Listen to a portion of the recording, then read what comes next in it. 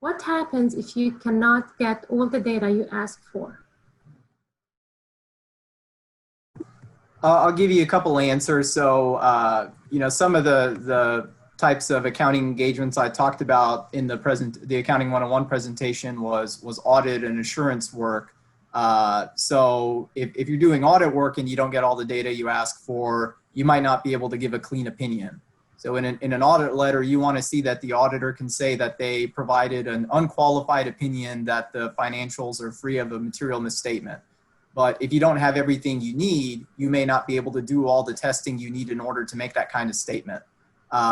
In a forensic and litigation support work, we need sufficient reliable data to use as a basis for our opinions. So, a lot of times I'll have a document request list and say, well, hey, I'd like to have all this information.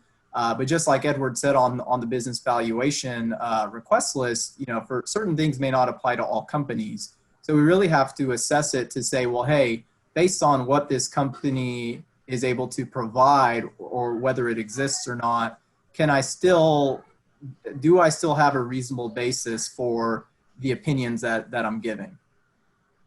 Yeah, I would agree with Rubik that, and as I said, a lot of times the information we're asking for just flat out may not be applicable to the particular business we're valuing.